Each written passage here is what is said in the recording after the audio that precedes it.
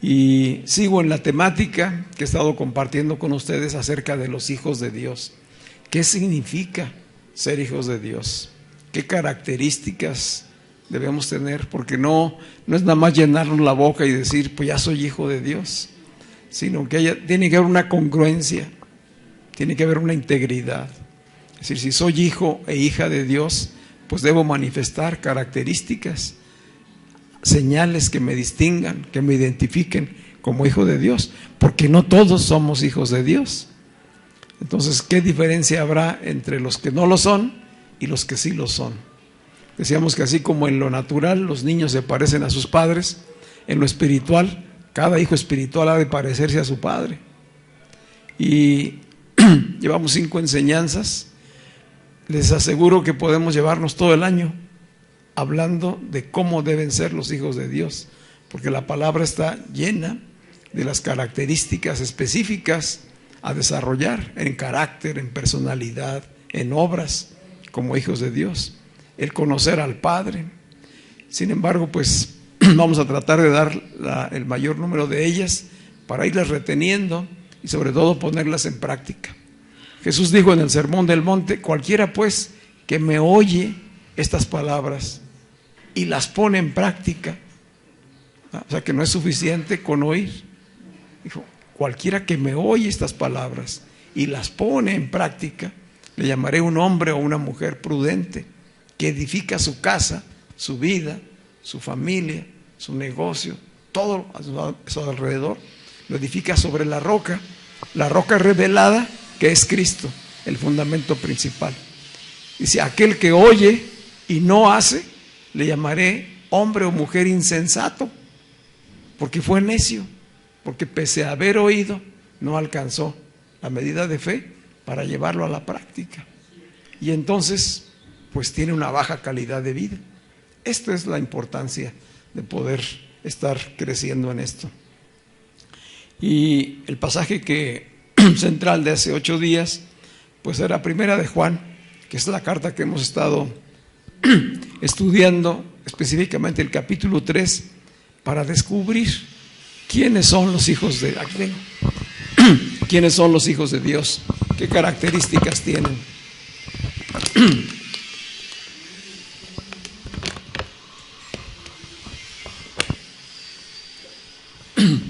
Dice Primera de Juan capítulo 3, versículos del 11 al 18.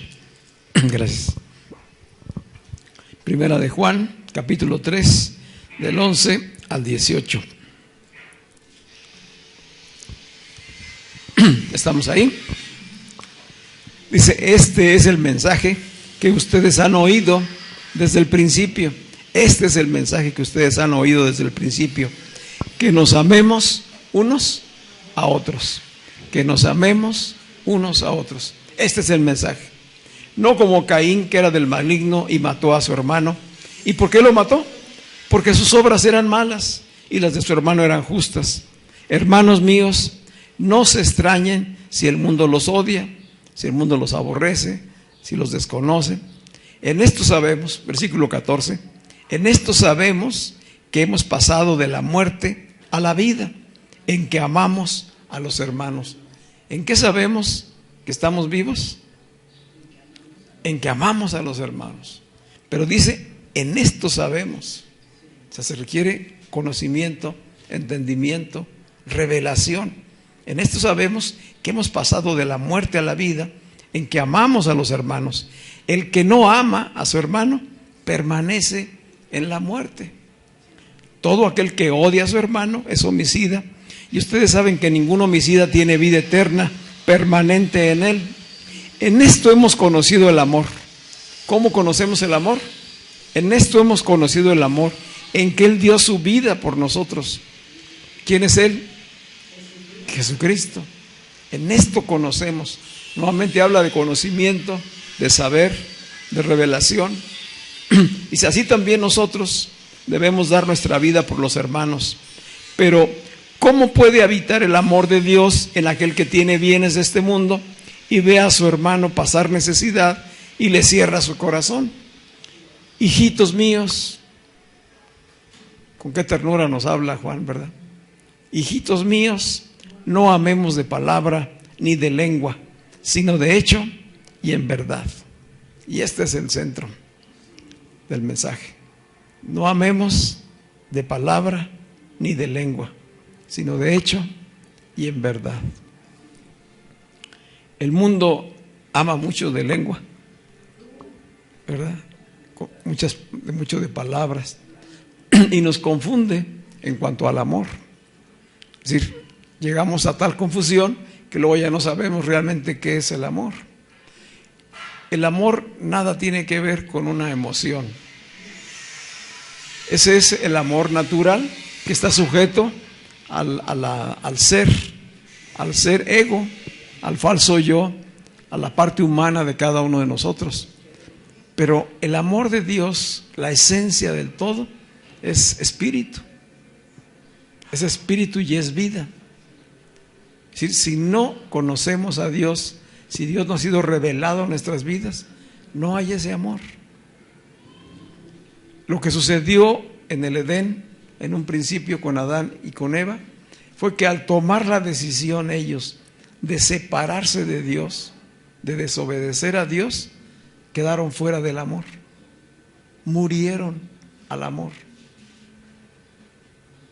quedaron solamente en su humanidad, como seres egoístas, tratando de satisfacer sus propias necesidades. Y así ha sido toda la humanidad desde entonces. Se ama aparentemente a sí mismo, pero en realidad busca suplir sus deseos, hacer su voluntad. Porque la característica de los que no son hijos de Dios es que están separados. Están separados. Son individuos aislados. El amor, a diferencia del ego, el amor une. El amor es corporativo. El amor es colectivo. Es una unidad. Está perfectamente unido.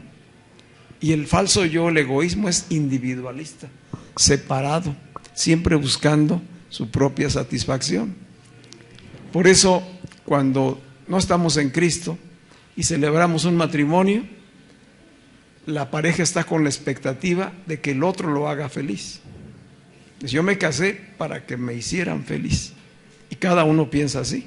Entonces, si no me haces feliz, pues no tiene caso la relación, ¿verdad? ¿Y cómo va a lograr la otra persona satisfacer las necesidades del otro?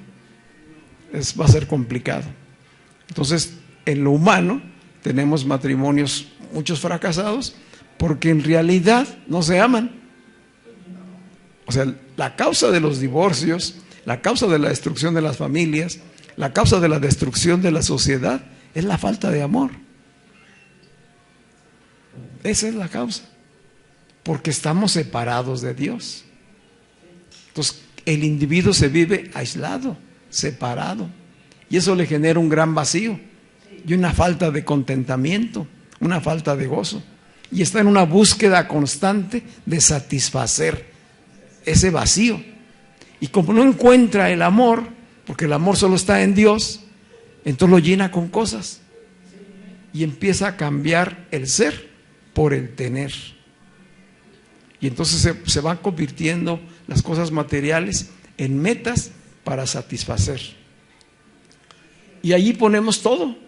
Ahí ponemos una profesión, un matrimonio, un patrimonio, un deseo de realización, de contentamiento, de satisfacción, hasta que llegue el punto en donde a cierta edad alcanzamos todo eso y seguimos igual de vacíos. Y entonces viene para muchas personas la gran frustración del final de la vida. ¿Qué hice con la vida? ¿Para qué creé todo este patrimonio? ¿Para qué formé una familia? ¿Para qué tuve un matrimonio? Si muero infeliz, empecé infeliz y termino infeliz. Qué mala calidad de vida. porque nunca conoció el amor. Se necesita conocer el amor, practicar el amor. Y la única manera de conocer el amor, dice aquí Juan, es a través de Cristo. ¿Sí? En esto sabemos que Dios nos ama, en que Él murió por nosotros. Dios se revela, se da a conocer. En el capítulo 4 de esta misma carta, dice Juan, Dios es amor. 4:8. Dios es el ser. No tiene amor, no que tenga emociones de amor. No, Él es el amor. Si lo tengo a Él, tengo el amor. Y con el amor lo tengo todo. Si no hay amor, estoy vacío. Y lo necesito todo. Busco todo y jamás logro llenarlo. Cuando las personas se dan cuenta de que con las cosas no son suficientes para tener satisfacción y contentamiento, comienzan a consumir drogas en busca de placeres momentáneos y satisfactorios que puedan llenar ese vacío. O sea, esta es la gran condición de pobreza de la humanidad sin la revelación de Dios. Una ausencia de gozo, una ausencia de paz, una ausencia de contentamiento, una incapacidad para amar y una exigencia hacia los demás. Los demás han de servirme, han de satisfacer mis necesidades.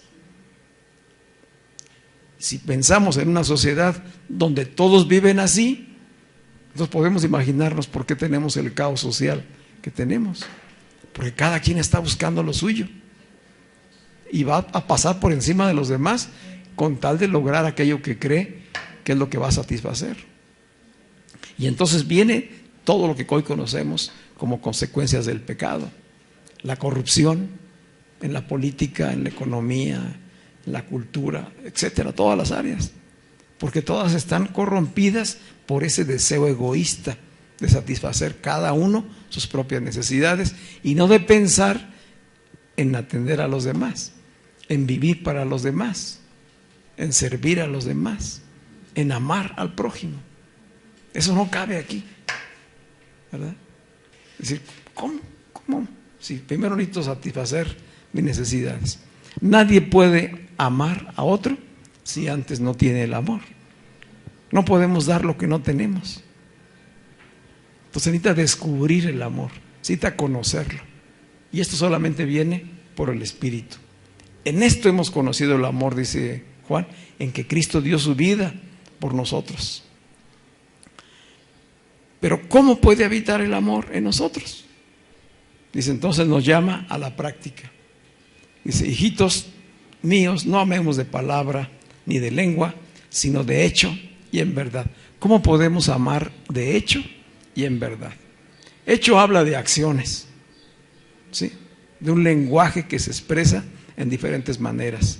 Ahí sí, afecto, regalos, servicio, atención, escucha, comunicación. Hay muchas maneras de con hechos poder expresar el amor, pero no solamente el amor afectivo, sino el amor que viene desde el Espíritu. Por eso dice, de hecho y en verdad. ¿Qué significa esta verdad? Es la revelación de Dios. Sin la revelación de Dios como amor, como Dios el amor, no lo hacemos en verdad. Y de esto trabaja Juan en su primera carta. Él habla de la verdad, él habla del amor y él habla de la vida. Tres verdades muy grandes que revelan quién es Dios. Dios es la vida, Dios es el amor, Dios es la justicia.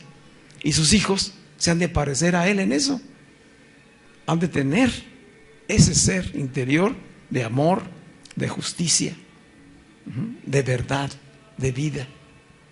La verdadera vida está en Cristo. Esa es la vida eterna, la vida en el Espíritu. Dice Juan, iniciando su mensaje, que este es el mensaje que hemos oído desde el principio, que nos amemos unos a otros. ¿A qué principio se refiere? Pues a lo que Dios habló desde tiempos antiguos al pueblo de Israel. Y Él le dice ahí en Deuteronomio capítulo 6, versículo 4, oye Israel, Jehová nuestro Dios, Jehová uno es, y amarás a Jehová tu Dios de todo tu corazón y de toda tu alma y con todas tus fuerzas. ¿Cómo podían amar a Dios así si no tenían a Dios en su interior? Es un mandamiento. Un mandamiento es una orden. ¿Y qué espera Dios cuando da una orden? Que lo obedezcas, ¿verdad? ¿Cómo podían ellos obedecer este mandamiento? Podemos entender por qué fue tan complicado para ellos.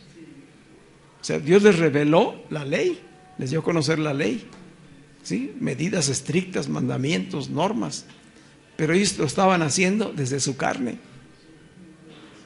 así como muchos de nosotros. Hacerlo desde la carne es muy complicado, porque hoy estamos contentos y al rato estamos tristes, luego estamos deprimidos, ¿verdad? Estamos enojados. Hoy tenemos afecto hacia alguien, pero al rato nos hace alguna cosa chueca y pues ya no hay afecto, ya más bien hay odio, hay resentimiento. Ese no es el amor de Dios. Y esos cambios de comportamiento lo vimos en el pueblo de Israel durante todos los años que estuvieron en contacto y que Dios estaba revelando a sus vidas. Allí era una ley estricta, un llamado y una incapacidad del hombre para poderlo cumplir. Por eso está escrito allí, para que nos demos cuenta que no es por ley, que la ley nos ayuda, nos conduce a quien de veras es el amor. Toda la ley dada en el Antiguo Testamento está apuntando a Cristo. Es decir, en sus fuerzas, en su carne, nunca lo van a lograr. Pero esto es un preparativo para que conozcan al único que sí puede cumplirlo, y ese es Cristo. Pero ahora es Cristo en ustedes. Esa es la verdad, que Cristo está en ustedes. Y desde el Espíritu de Cristo yo tengo amor. Tengo el amor en mí. Tengo la capacidad, el potencial, y lo puedo desarrollar. Es necesario desarrollarlo. No es suficiente contenerlo, sino ponerlo en práctica, ¿verdad? Dice la Escritura que en el Evangelio de San Mateo, capítulo 22, Mateo 22, 34 al 39, dice que estaba en una reunión Jesús con algunos fariseos y saduceos.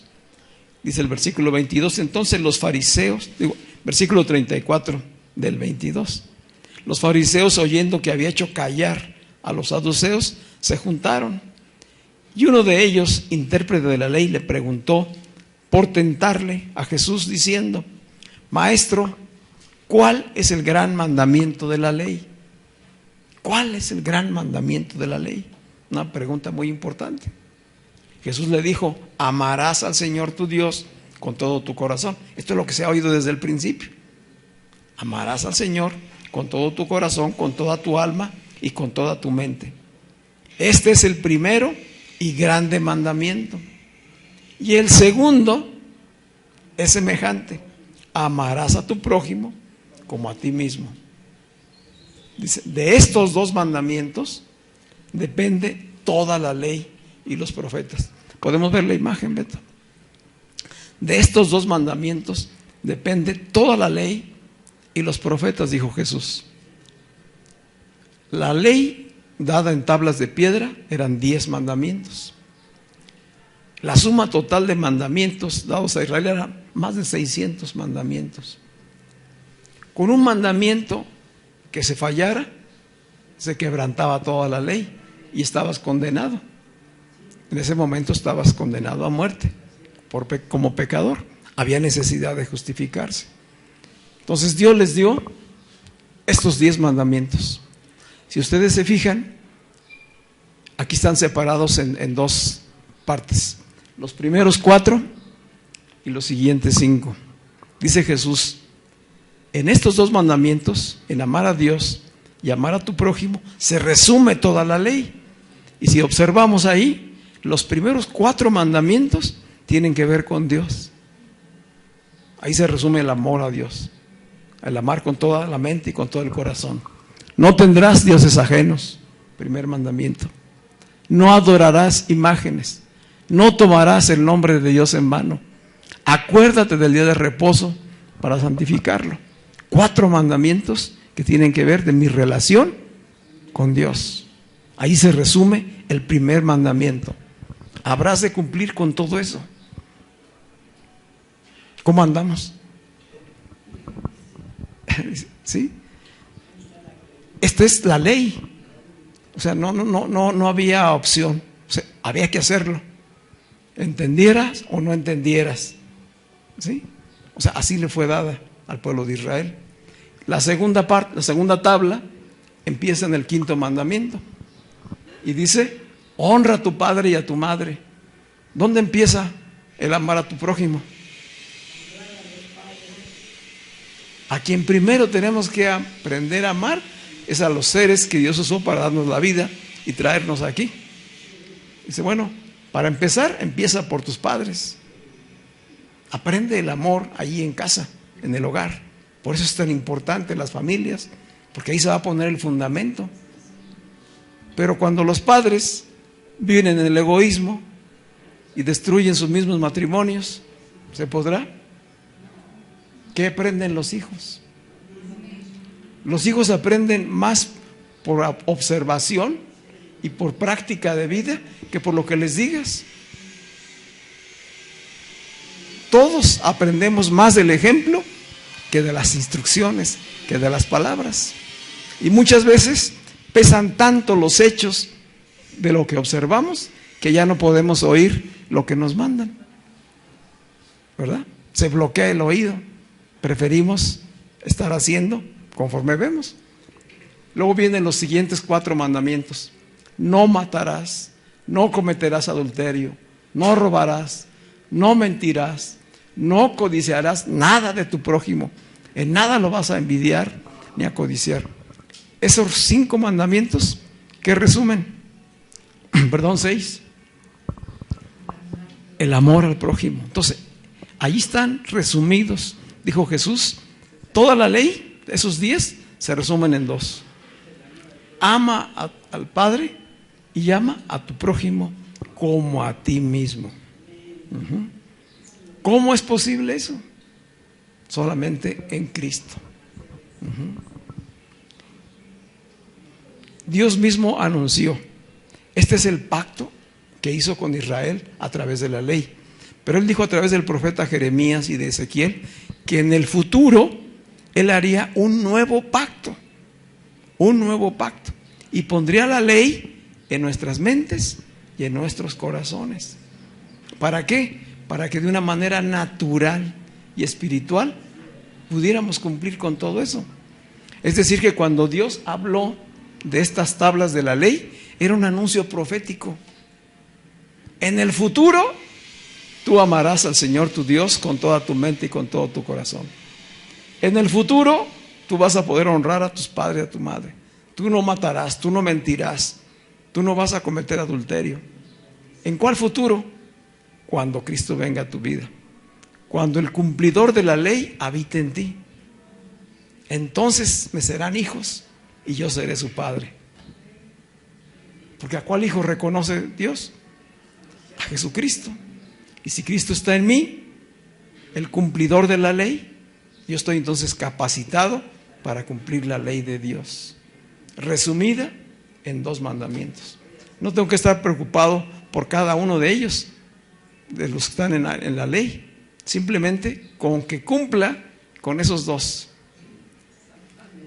¿Verdad? ¿Cuántos mandamientos tenemos que cumplir? 2. En eso se resume la ley. ¿Verdad? Para amar a Dios necesito que me sea revelado. Que me sea revelado el amor de Dios. ¿Cómo se revela el amor de Dios? A través de Jesucristo. A eso vino Jesucristo. Vino a revelarnos al Padre. Dijo Jesucristo, quien me ha visto a mí, ha visto al Padre.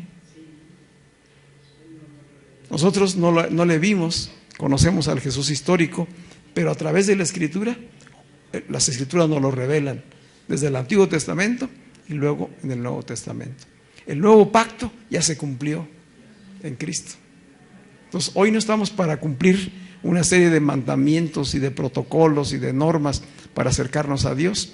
Lo único que necesitamos es oír el Evangelio, tener fe en que la palabra es verdad y recibir el amor de Dios en nosotros. Así que, ¿en qué consiste el amor? El amor consiste en hacerle bien a tu prójimo. El amor no hace mal a nadie. Amar es hacer el bien, hacer el bien. Siempre procurar el bien para los demás. Procura también el bien para ti, amarse a sí mismo. Es decir, no caigas en las tinieblas. Dios se revela como luz, sus hijos han de moverse en la luz. En la luz, en el amor, en la justicia, en la verdad. ¿Sí estamos? ¿Cuál es entonces el principio básico de la ley de Dios? Y Pablo lo explica en la carta a los Romanos y dice en el capítulo 13, versículos del 8 al 10, Romanos 13 del 8 al 10. Dice: no tengan deudas con nadie, aparte de la deuda de amarse unos a otros, porque el que ama al prójimo ha cumplido la ley.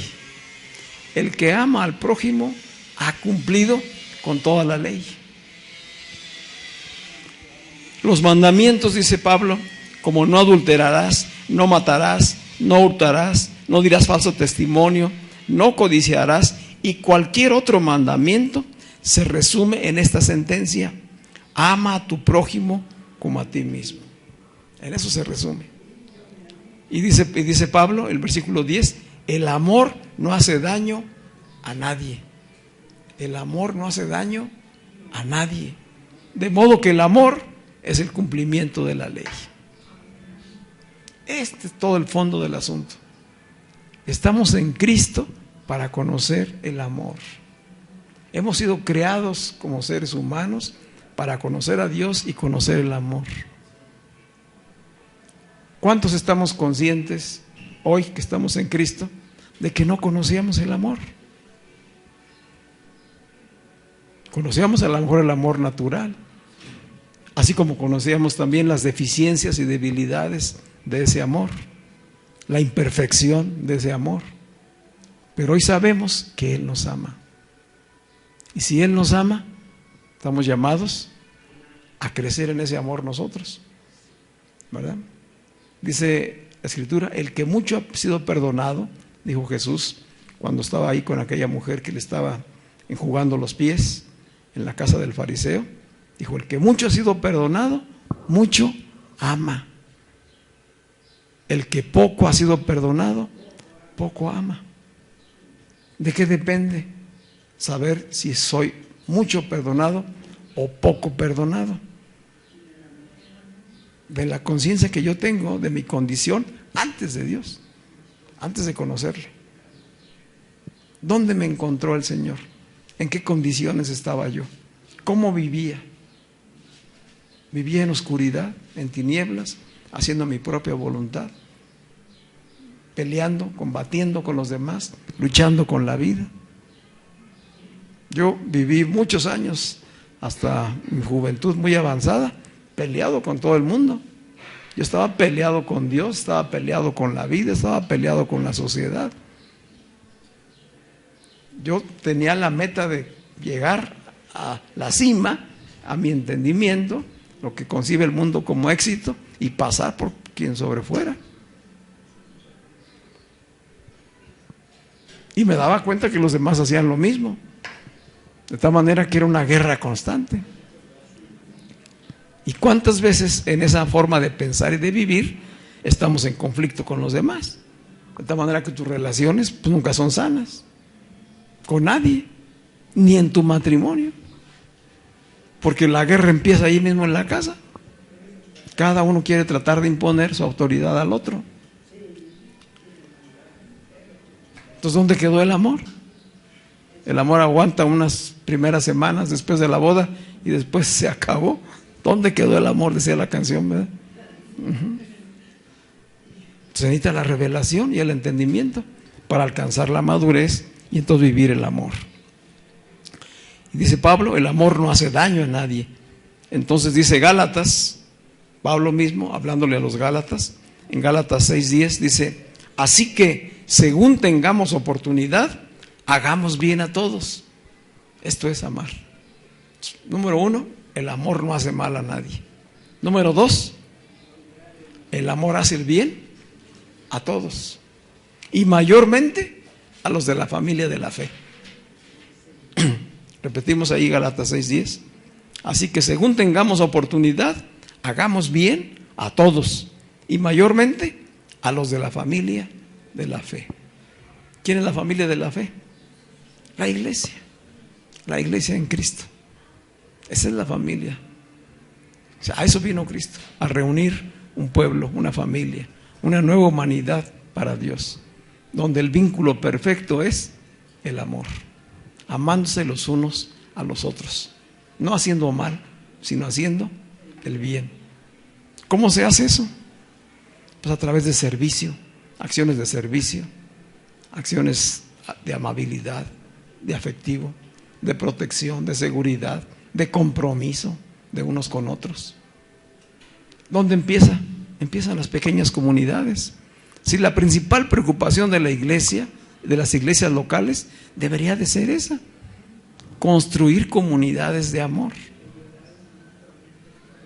aprender a desarrollar el amor, y que nuestros niños, nuestros jóvenes, vean cómo se ama en Cristo y sepan hacerlo fuera también del espacio de la iglesia local, en todas las áreas.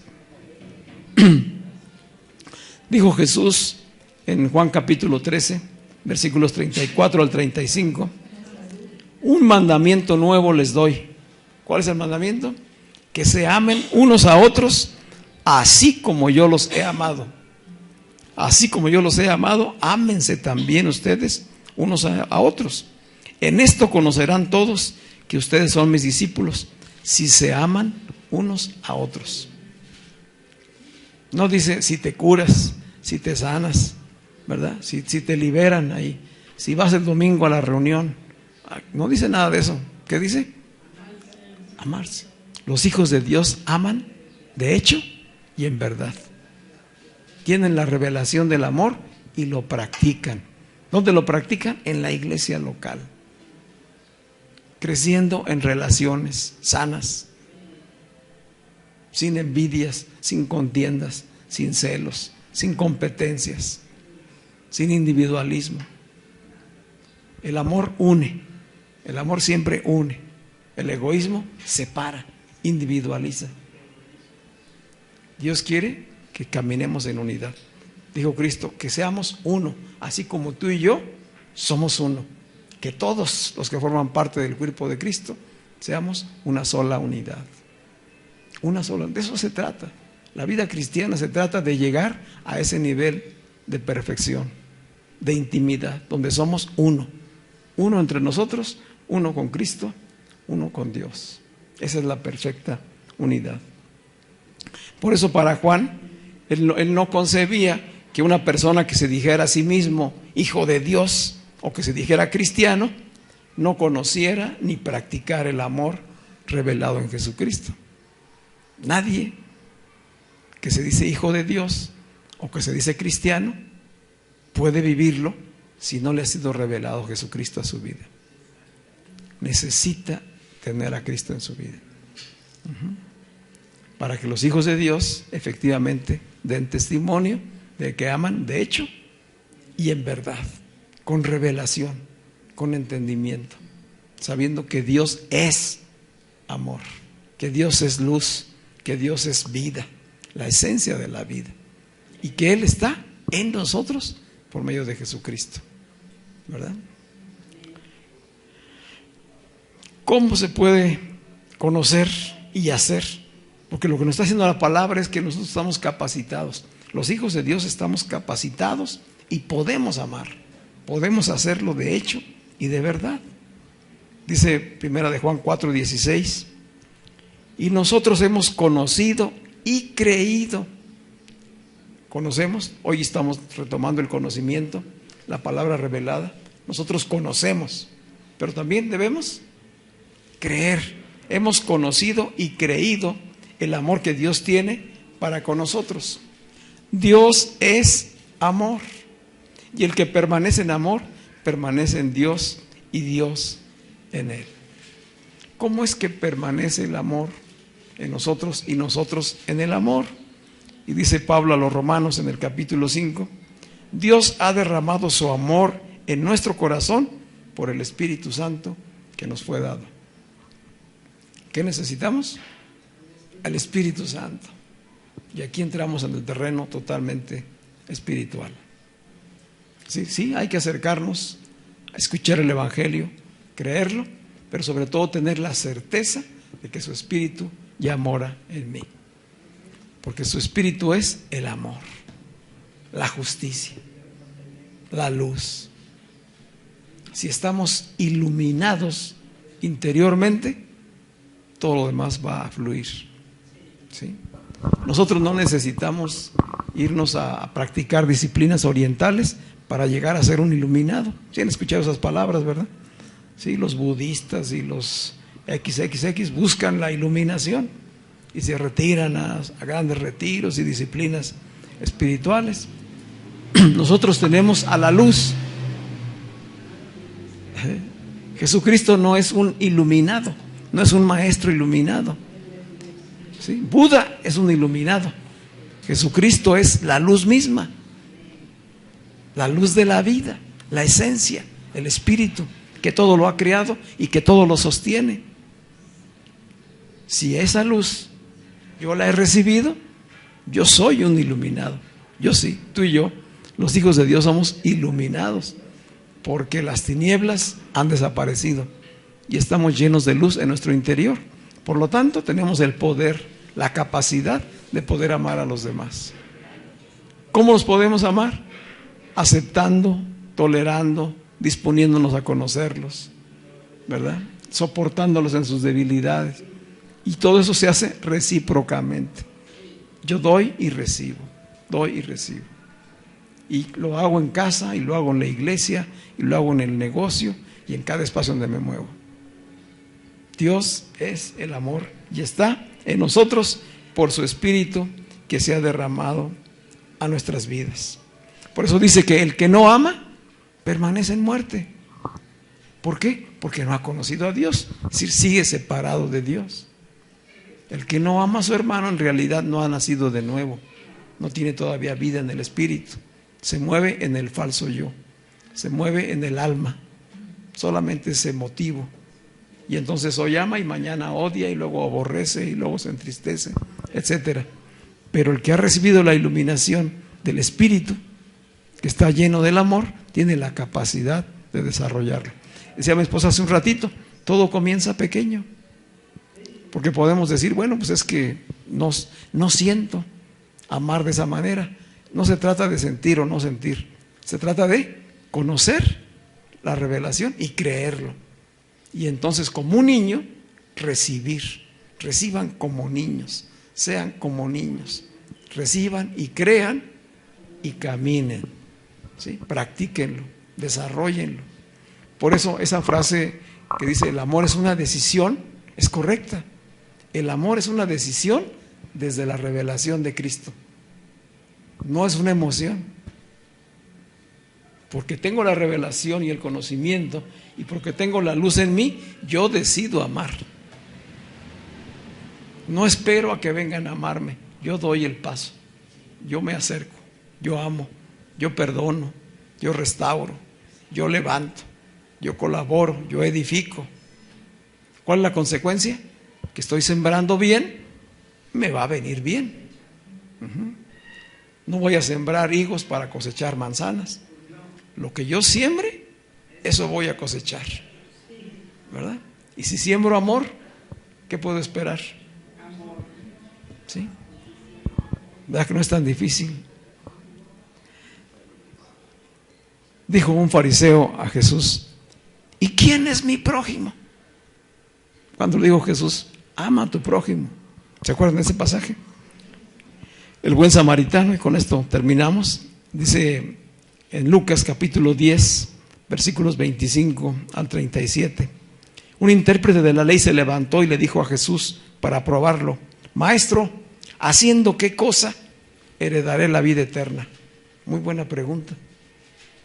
¿Haciendo qué cosa? Porque estamos pensando en el hacer, en el tener, antes de ser. Y Jesús le dijo: ¿qué está escrito en la ley? ¿Qué es lo que tú lees? Ya todos vimos que dice la ley, ¿verdad?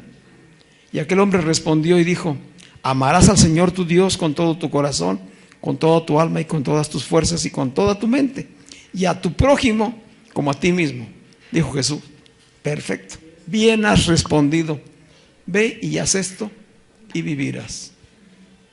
El que me oye y hace. Entonces, si sabes la ley, ve, hazlo y vivirás. Y dice que el fariseo dijo, queriendo justificarse a sí mismo, versículo 29, ¿y quién es mi prójimo?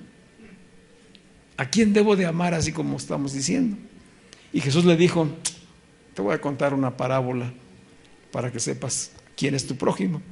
Y dice: un hombre descendía de Jerusalén a Jericó y cayó en manos de ladrones, los cuales le despojaron y le hirieron y lo dejaron medio muerto. Y aconteció que estando aquel hombre tirado ahí, un judío, golpeado, herido, dice, pasó un sacerdote por aquel camino, un sacerdote hebreo, judío, dice, pasó y viéndole, pasó de largo. El sacerdote pasó de largo. Asimismo pasó un levita, un ayudante, un colaborador del templo, y llegando cerca del lugar, vio al que estaba allí herido y pasó de largo.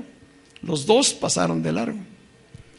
Dice, pero un samaritano, uno que no era del pueblo judío, que no eran compatibles en relación, dice, pasó un samaritano que iba de camino y se acercó a él y viéndole fue movido a misericordia, a compasión, y acercándose vendó sus heridas, les puso aceite y vino y poniéndole en su cabalgadura lo llevó al mesón y cuidó de él.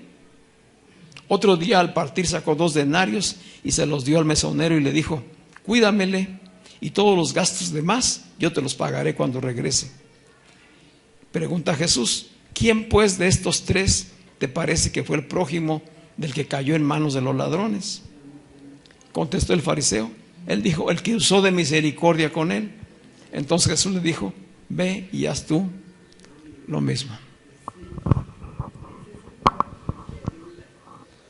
¿Dónde estuvo la clave? ¿Verdad? Nació de adentro. No lo conocía, no era su pariente, además eran hasta adversarios, porque judíos y samaritanos no se podían ver. Y sin embargo, fue movido a misericordia. ¿De dónde salió esa misericordia?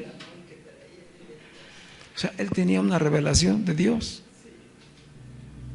O sea, no buscó en lo exterior. No dijo, no traigo dinero. No dijo, yo no lo golpeé. No dijo, este no es mi paisano. No lo conozco. No. Dios movió su corazón. ¿Qué necesitamos nosotros? Eso. Y dar el primer paso. Y puede ser esta situación repetida de muchas maneras. Hay mucha gente herida, golpeada, lastimada alrededor nuestro, que necesita ser sanado, y que muchas veces el evangelio va a ser la venda para sus heridas. La unción del Espíritu Santo va a ser el aceite. El amor de Dios va a ser quien lo recubra, quien lo consuele, quien lo sane, quien lo perdone, ¿verdad? Como en nosotros. Y muchas veces están aquí mismo entre nosotros, porque no todo el tiempo estamos bien. Seguimos en cuerpos humanos y hay días que estaremos muy bien y días en que de repente se bajará el ánimo, y en que habrá enfermedades, y en que habrá pruebas, y en que habrá tentaciones, y vamos a necesitar de una mano, de un hombro que nos diga, ánimo, estamos en Cristo y yo estoy contigo, y podernos sostener unos a otros. Amén. Dice Jesús que al final Cuando en Mateo 24 y 25 anuncia el final de los tiempos, dice que el Rey va a venir y va a decir: venid, benditos de mi Padre, hereden el reino preparado para ustedes desde la fundación del mundo. ¿Quiénes son esos benditos? Su iglesia, sus hijos. Vengan. Dice, porque el reino les va a ser entregado. Pero dice estas palabras: porque tuve hambre y me diste de comer, tuve sed y me diste de beber, fui forastero y me recibiste, estuve desnudo y me cubriste, estuve enfermo y me visitaste, estuve en la cárcel y vinieron a verme. Entonces los justos le preguntarán: ¿quiénes son los justos? Los hijos, los que han sido justificados. Ya vimos este principio. Los hijos de Dios viven en justicia porque han sido santificados. Entonces los justos preguntarán: Señor, ¿cuándo te vimos con hambre y te dimos de comer, o con sed y te dimos de beber?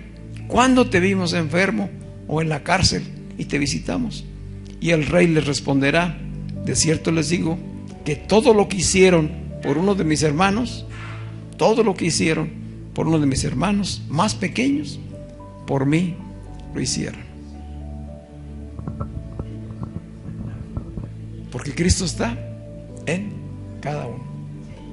Cada vez que nosotros extendemos gracia, misericordia, ayuda, consuelo, compasión, estamos levantando a un hijo de Dios, y lo estamos haciendo por Cristo mismo, ¿verdad? Vamos a estar de pie.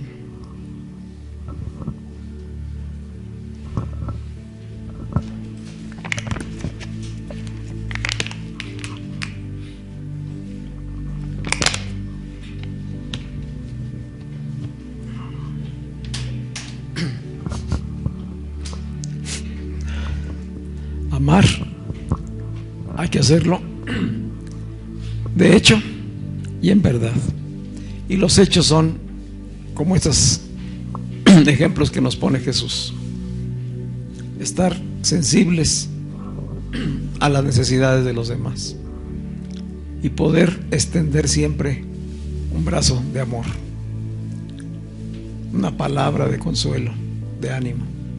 Todos tenemos esa capacidad hoy de poderlo hacer. Dice la palabra, y si alguien aún no lo tiene, pues puede pedirlo. Si alguien aún no tiene el espíritu del amor fluyendo en sí mismo, puede pedirlo, y Dios da abundantemente y sin medida. Todo el amor de Dios se revela en lo que Él ya ha creado. Todo lo que Él ha creado es abundante y está hecho por causa del amor, y es dado para nosotros. El problema es cuando el egoísmo, separado de Dios, quiere apropiarse de todo, ¿verdad? Quiere llenarse uno solo y se olvida de que somos parte de una unidad. Estamos en Cristo. Hoy estamos en Cristo. Hoy le pertenecemos a Él y por lo tanto somos hijos de Dios. Y los hijos de Dios aman de hecho y en verdad. Amén.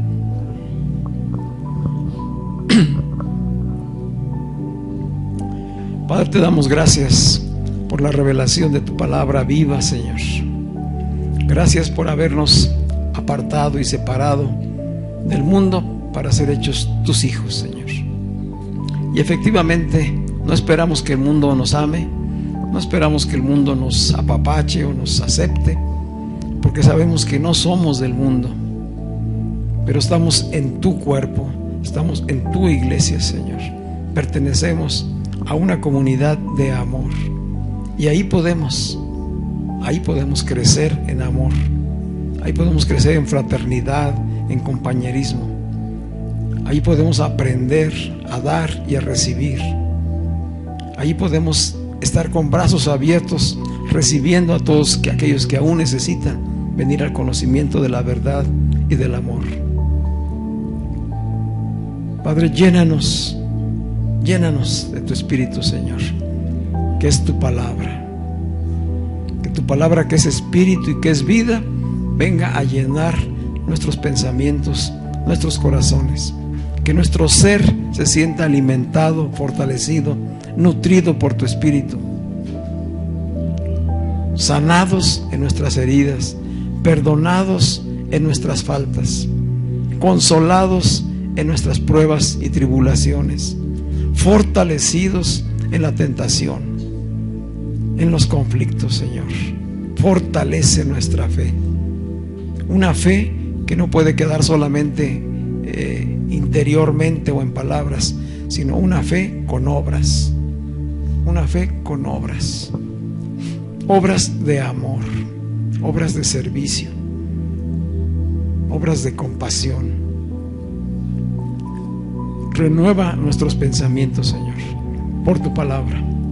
Cambia nuestra forma de pensar, para que nuestra forma de vivir también sea diferente y agradable a ti, Señor. Hoy pongo delante de ti la vida de cada uno de mis hermanos y hermanas, hijos e hijas de Dios, Señor, para que tu palabra sea sellada en nuestros corazones, Señor, y de cada uno de nosotros hagas verdaderos hijos de luz, verdaderos embajadores de justicia, verdaderos hombres y mujeres compasivos, sensibles, dispuestos a amarse unos a otros. Porque si crecemos en el amor, llegaremos a ese punto al que tú nos llamas, Señor, a dar la vida misma, a dar la vida misma por otros, Señor. Ayúdanos en este crecimiento, Señor. Ayúdanos a crecer en el amor. Ayúdanos a permanecer firmes en tu palabra, Señor. Que crezcamos en el compromiso unos a otros, que crezcamos en la fraternidad, en el compañerismo, y que seamos ejemplo de amor en cada una de las áreas donde tú nos has puesto, Señor. Por todo ello te damos muchas gracias. Gracias en especial por nuestros hijos, por los niños, Señor, porque ellos tienen el privilegio hoy de poder conocer a padres que conocen al Dios verdadero y que pueden reflejar el verdadero amor, y que nuestros niños han de crecer y desarrollar en esa naturaleza de hijos amados, de hijos seguros, de hijos dispuestos a servirte, a conocerte, a crecer, Señor. Gracias por cada una de las familias, Señor. Fortalece y bendice a cada matrimonio, Padre, en el nombre de Jesús. Amén. ¿Qué tal si le damos un aplauso al Señor? Gracias por su palabra.